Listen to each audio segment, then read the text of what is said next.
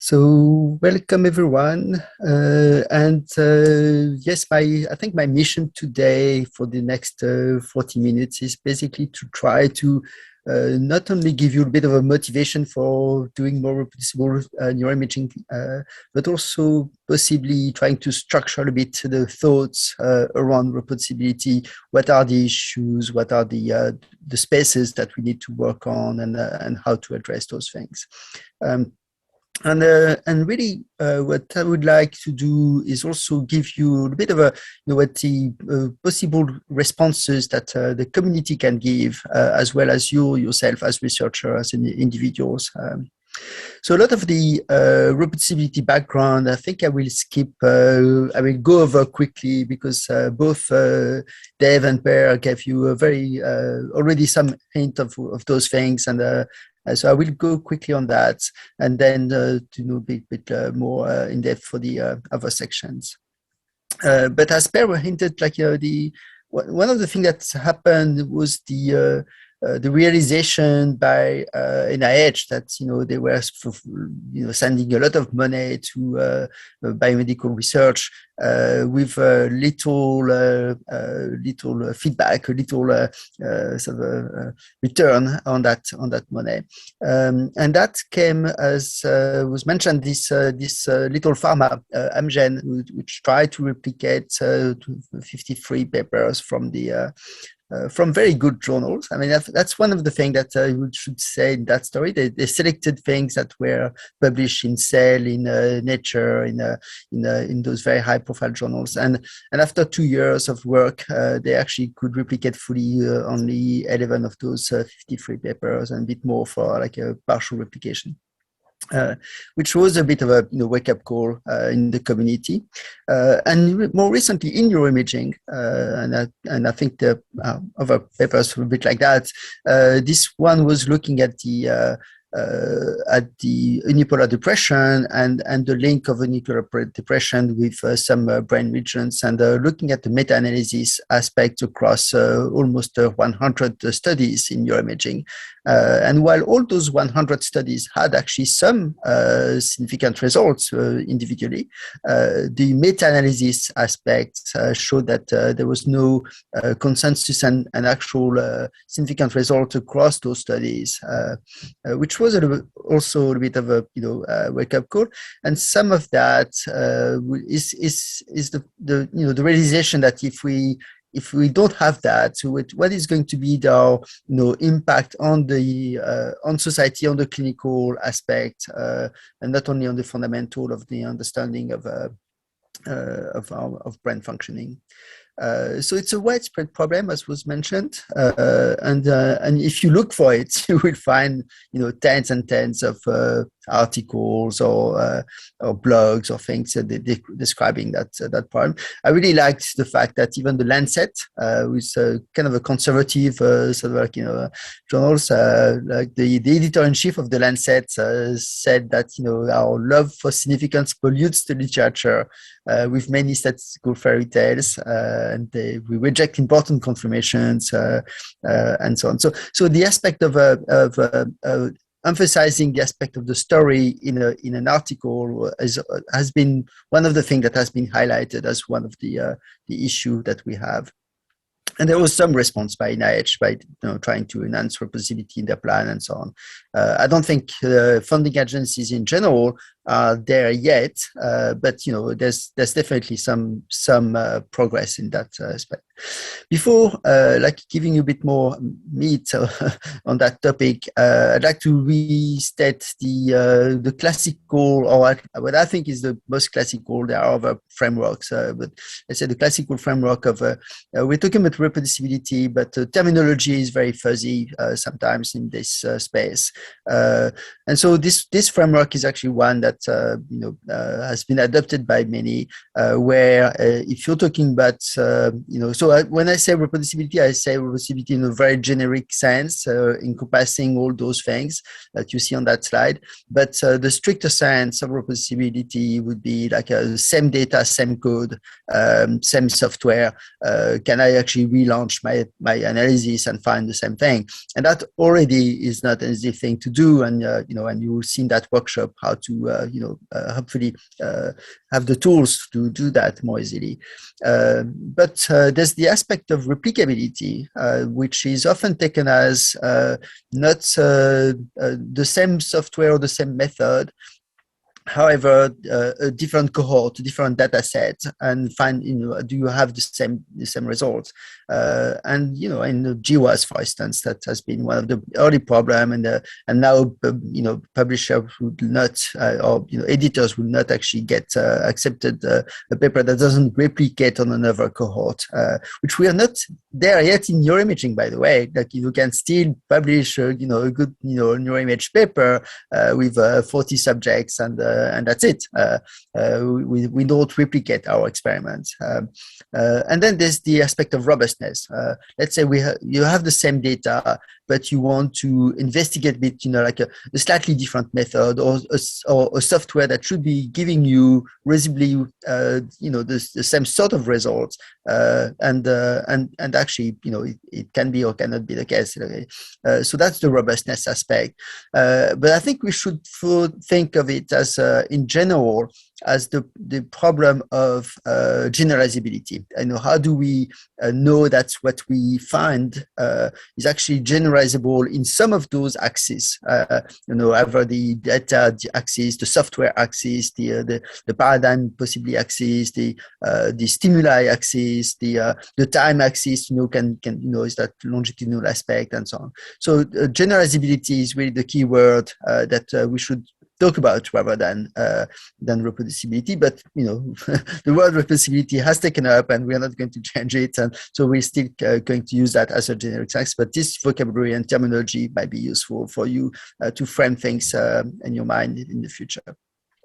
So what are the issues? There are numerous, but I think it's kind of useful to separate them into three boxes. One would be the statistical aspect, where things are not reproducible because or replicable because of statistical aspect. And the second big box, and there are several sub boxes there, is the data and software and computational aspect. And maybe the third big box is really the cultural or how do we do science, the epistemological sort of like the environment aspect, which I think is really important to be aware of and taught and not cynical about, but just being having the intellectual tools to actually respond to that problem. So poor statistical procedures, I think there's been a lot talked about, and I think one of the key paper by John Wodidis in 2005 was this little bit of provocative why most published results or research findings are false.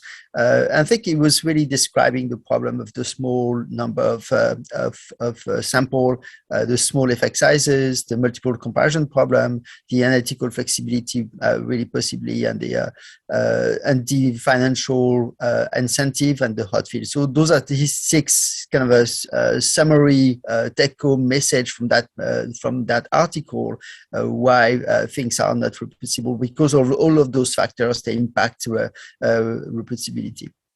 And there have been some really interesting and fantastic attempts in a field, for instance, in psychology, which is very close to in many of our neuroimaging work, where with Brian Nosek with the Open Science Framework, looked at how much of those actual published papers can I reproduce. So he actually sampled those 100 almost papers in to 100 labs, and because in psychology it's kind of easy to acquire data, they replicate it really on another cohort, a bunch of experiments, and found that all those red dots here didn't find any more significant results, despite a reasonable power for those analyses. So despite having enough sample size given what they knew about the experiment. And the other thing which is interesting is that so most of the sample size, the effect size, the size of the effect, usually measured in reaction time here, is actually lower in the replication than in the original data. So I think that was a bit of a wake-up call as well from that. And some of those, and one of the key issue is what people labeled as p-hacking. And for those who don't know about what is p-hacking, there's a very good paper by Simmons and Simonson, which actually looked at, if you look at the literature and extract the way psychologists, in that case, it was like a psychologist, but it could have been neuroimaging. Extract how this research community analyzes the data, and then take a null data set and then apply all those practices of analysis to that null data set. How much do you increase the type 1 error? So this is null data. There's no actual signal in the data. How many times will I find a significant result if I apply all those practices in various ways? It was a bit, concerning to those authors that, looking at the literature practices, they could actually increase the risk of error by, 20%, 30%, sometimes 60% by just using those practices. There's now some tests to look at the literature to see whether you can actually detect some p-hacking in the literature, and that's not difficult to do. What I would like to emphasize here is that there's sometimes reproducibility crisis and fraud aspect are a bit conflated, or I think in the vast majority of the cases, what happens is that it's not that we scientists are trying to know that they are doing something bad and they are doing something bad. They're usually folks that are thinking, oh, there must be something in my data. If I don't find something right away, it must be that I haven't analyzed that properly, or with the right covariates or with the right tool, and so they would sort of with goodwill and with good conscience would say, okay, it must be something, but I'm doing a mistake and it's my fault. It's not the data's fault, and therefore I'm going to try other things and try other models and things like that. And by doing those this way, of course, you increase the risk of type 1 error. So pre-registration is one of the solutions where you actually say exactly what you're going to do, and you're going to publish that plan possibly on OSF or even in a journal. And then when the journal accepts that plan, then whatever the results, you'll get published for your for the analysis. So I think that's it is a very interesting area. And there has been also some other solution to that problem. So folks wanted to actually ban the p-values entirely, or change the nominal alpha level from 5% to 1%, or to 1 over 1,000 or something like that. But also there's a lot of improve of training aspect and things like that are important. But I think I just want to emphasize that pre-registration is a really good tool if your study, almost any study, can actually be pre-registered in some ways, and I think it's really worth just the mental journey of preparing exactly what you want to do and what are the questions you're going to ask, and or how you're going to explore data if you are in an exploratory sort of mindset. It's really, really worthwhile doing it almost every time. And I'm actually pushing very hard my students to actually do that, just because of the sort of like the structure that it gives to the thinking and to the planification aspect. But there's a lot. Yeah, please. Just, for the fun of it, can I add in there that pre-registration does not preclude exploratory things as well, so they're not either or. So don't worry that you can't do exploratory things in the pre-planning, in the pre-registration mode. And two, pre-registration doesn't solve all the problems. It just makes it less easy to make some errors in approaches across the community. So I just wanted to throw those points in. Absolutely, and yes, there's a section usually for like registered reports where you can describe what kind of exploratory things you want to do. It's really useful for. It's also useful for the file drawer effect. I don't know if you know about that effect, but it's basically the fact that if you do an analysis on a data set and you don't find anything significant, you'll have a hard time to publish the null results, and that's a problem that is also biasing our literature quite strongly. For the sample size problem, I think one of the good illustration is a classical illustration that I take anyway is this this figure here where you see on the left on the y-axis the standardized effect size. So how big is the effect size here, the association between BDNF and the hippocampal volume, and on the y-axis is the time of publication, and the size of the circle are actually the size of the cohort, the sample size of the cohort. You see that early studies with small sample size are a bit all over the place. With some of them are not significant, but some of them, I mean, many would have a high effect sizes, and also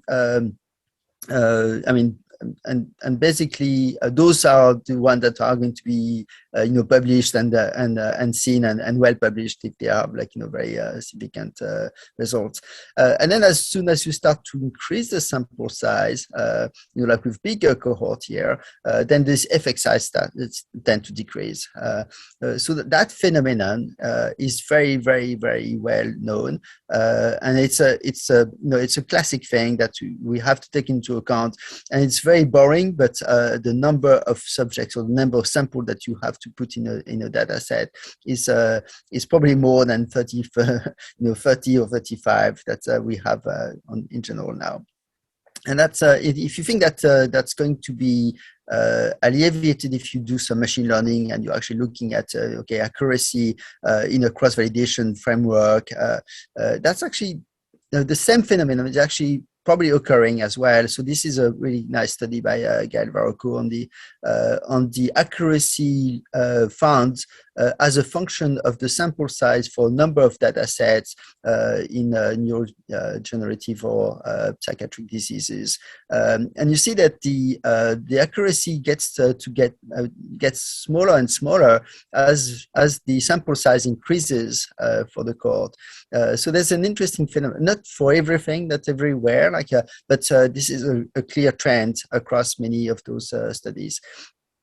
So why is that happening? I mean, there's a number of reasons, but there's basically some kind of p-hacking at the level of even if you're doing some machine learning or reusing too much your data set in some ways, or good practices not followed, and all those things can happen. But that phenomenon that makes is actually something that is not only to be found in the null hypothesis testing framework.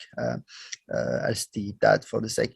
And there's an old study now, I mean, old 2016, yeah, let's say old, or looking at the sample size and what that sample size across the years, how is that in neuroimaging, how is that increasing, and you see that is increasing, has a lot of variability as well. There's a lot of small, but also there's a few very big data sets, of course, and that sample size gives us some kind of power for a given effect size, and that power is of the study, like the probability of finding the results under the alternative is actually around with about 30 subjects or 25 subjects.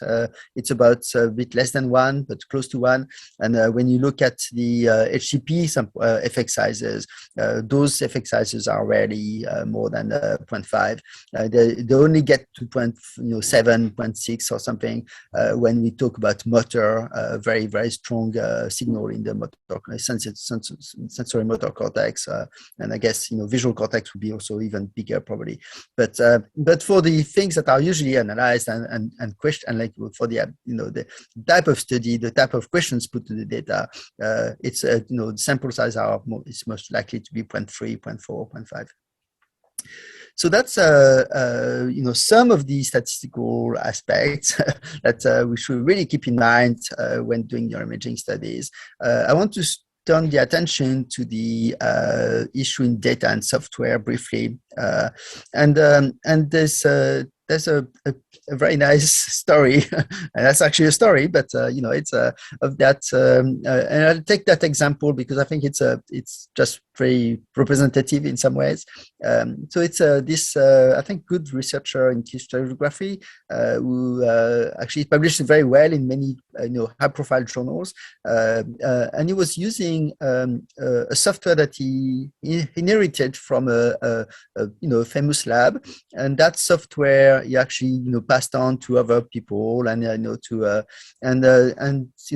the end of the day, it turned out that the software had a very small bug, which has a very -1 that somewhere that shouldn't be, and all the protein structure were flipped, so it kind of mirrored, and therefore all those papers were had to be retracted, and all the PNAS and science papers, and I think that's it doesn't.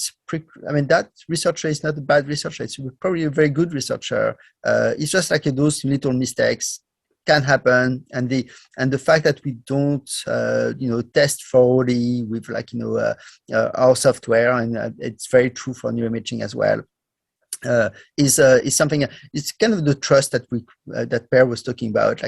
We basically have a tendency to trust results that are published or software that are developed by other labs, and that's and we should really do more checking.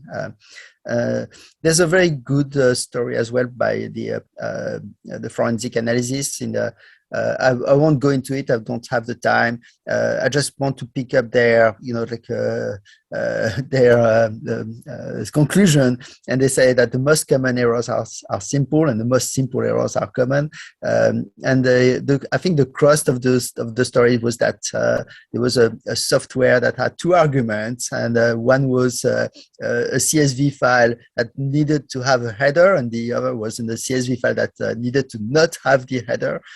So there was a shift. Of course, there was a mistake made, both CSV file given had the headers or not, and there was a shift of one row, and everything was wrong. But it's just like those simple errors can be made. And then that story goes much further, and then there was like a cover up and fraud. But I don't think that's the usual problem. The usual problem is like simple mistakes that we do just because we don't check enough. So looking at software, I want to turn a bit to the attention of the analytical flexibility aspect, which is basically with the fact that when you're looking at the results from different software, which are supposed to do something, at least similar, possibly exactly the same, or something sufficiently close, right? So, for instance, the segmentation of here the caudal anterior cingulate by different software, and you see that the volume found by different software, ants and free surfer, for instance, in those two example by was a study by Dave as well, Erin and others, and you got many papers now on that problem. They're very not correlating well at all, except if you take the two versions of the same software, then you start to get some more visible correlations. And more recently, there was this, I would say, more social experiment where, Botvinnik and many other authors send this one data set and one set of questions with the NARPS experiment, where to 70 labs, and those 70 labs had all the freedom to analyze the data, whatever they, the way they wanted, and what they. The return was that most of I would say 70% of the analysis showed results that were kind of close when you looked at the images. There was a group of labs that had completely different results, and that's that listed cluster here. And then there was another group of lab that had almost like no results or something different again.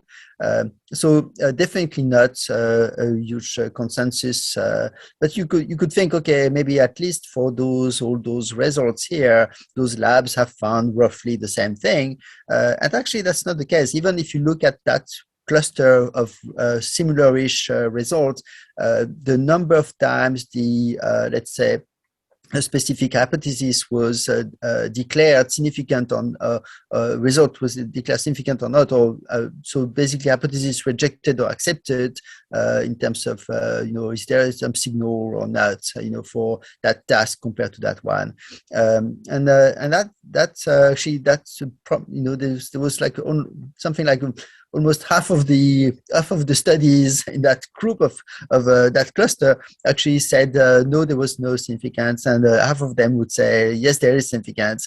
So there's even in that cluster, there's a lot of variability in the conclusion that people take. People do using those data. And this variability of analysis, you find this very nice paper as well from, I think the last author is Maxime Descoteaux in Sherbrooke. And you see, like in diffusion weighted imaging processing, you see the variation of the tracks, and therefore of the characteristic of the tracks, and therefore those the conclusion you would say of their how they relate to, like, say, function or disease. But you see the variation of those of the tracks across ways of processing diffusion data. And in machine learning, there's you could take any of the features and any of the processing to actually try to do some prediction in some ways. So there was this nice multiverse paper by Daflon that showed all the possible pre-processing that you could do, all the possible choices, and rank them basically, and saying, okay, there are some close choices that would give us about the same result. That's because you have when you are in a predictive framework, and you can predict something specific, let's say disease, or let's say a condition or something, then you have a way of ranking and saying, oh, okay, I'm predicting better now with those features and those other features. So there's a way of ranking, but in many cases you don't have a way of ranking. You just use one software over another. You don't know whether the results are different or not. And this is the one, for instance, looking at ANTS versus CVET, two software, and looking at the correlation between region of interest, structure, volume across subjects. That's and you see the very different pattern between those regions of interest, and it's actually unclear why that's the case. I mean, unless you dig into how exactly was done the segmentation, which is a bit of an enterprise to do. I want to also, since I see the time flying now, a little bit like a warning on the data that we're using. Like the problem with data is actually way more often seen that than not. The fact that some of those have no license, the fact that you're downloading a data set from somewhere, believing the description of the data set, but it's not clear whether that database actually has the updated thing or not. There's a lot of problems with the QC, whether there are reliable QC, whether that QC is actually applicable in your study. I mean, some of the earlier problems with the headers that have left and right issues, provenance of the data is completely lost. So I really recommend that you see this little YouTube of I've named SAM1, SAM2, SAM3, which is basically how do you know what the data are, and how do you record that provenance. And that's one of the things that Reproducibility is really working hard on. But this is one of the tweets that the HCP folks sent at some stage, saying, by the way, the release of by free software 7 point something have some problems, and at this time we're not recommending that you're using those things that we have released. Just stick to 6.0. So really have to be on Twitter to know what's going on, and be careful that this. So the way we communicate those problems in the data is also a problem. So how do we make sure that folks that are being using those data that have been released know about potential problems in the future is another thing that is not clear how to mend. But there's a lot of one of the things that really strikes me is the inefficiency of the way we work often. There's so many data sets that could be out and well documented that are not, because it's just too costly and too long and too and requires the skills that hopefully you will learn during that workshop to annotate, release, properly release data sets. One of the project that we've been working on, it's actually close to the reprenning also aspect, is basically taking all those data sets, putting a standardized description of those things, and then releasing the metadata aspects across many data sets.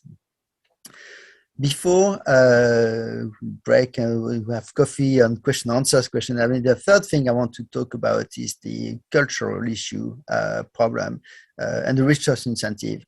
And I really want to try to be. There's no need to be cynical about that, but there's a need to be informed about it. And the problem of the incentive is that basically publication, as we have it at the moment, still mostly is a very unique currency, and it's a very kind of like framed currency in some ways, and there's and that doesn't really help reproducible science in terms of software and data aspects much at the moment. So let's keep for that. But basically, why do we have so many papers that are possibly not reproducible? And one of the problem is that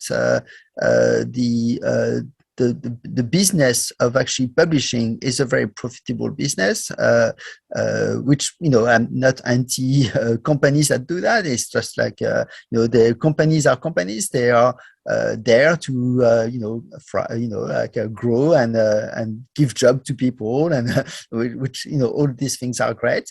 It's just that when they are in the driving seat of the publishing activity, they may choose things that are not entirely aligned with the with our which would be best for the scientific community. And the fact that there are more and more papers is a problem. Just for this, like a filtering and getting those papers that are really relevant and solid is just a hard time. And even the impact factor of the journal doesn't really tell us whether those things are better than other journals that are maybe less prominent, but would have done a better job. We don't know. So, and there's a lot of people starting to think that this science is actually not doing as quickly as before, despite the growing number of results and publication. So yeah, setting up a website where you have authors not being paid for, like paying for writing the article, and reviewers not being paid for review, and editors not being paid for editing, and then you have to pay $3,000 for publishing, is a profitable business. And I think it's that industry has a very large profit margin, and sometimes not the right mindset for the purely the advance of the community. I mean, I still remember, for some of you maybe remember the the time when Elsevier actually lobbied the American Congress such that PubMed would not be able to publish, openly results from NIH-funded studies, which I think was quite remarkable. So the alignment of those companies and with the scientific community is. I'm not saying it's like a orthogonal. I'm saying it's there's an angle, and for instance, editors or journals could say, hey, we're not going to publish your paper if you're not giving access to data when this is feasible for ethical reasons, and but they don't do that in general because it would for a lot of those journals it would reduce the number of submissions and therefore their profit aspect. I would recommend really to read the long read by in the Guardian, which is about that profitable aspect of the. And again, I'm not at all against publishing companies. I'm just saying that scientific communities should be really the one deciding how they do that, and then companies should help in the process. So how do we respond? Well, there's the replanning response. There's the standardization aspect, which I think for data and possibly software is so important. So you have learned already or will learn in future for the bit standardization aspect. And we can go further and actually do all those annotations and and basically have, and that I think that's one of the opening slide probably stolen from Dave Kennedy, where the annotation give us the way to be able to not only reproduce but also reuse with some safety, some security, the data that have been produced and knowing exactly where they come from. There's the training aspect. I think if you are in that workshop, you know that training is important. But if you look at, so we've developed with the running like different training modules that you can have a look at, and those are about using your shell properly, annotating data properly, and all those things. And those are really still being developed. So if you don't find them useful, please give us feedback. You raise an issue on GitHub, tell us how to improve and what you would like to see. There's a number of community building and responses. So the INCF neurostars.org is one of those tools that I think are super useful to be aware of, get some answers, and get some tips of how to do reproducible neuroimaging.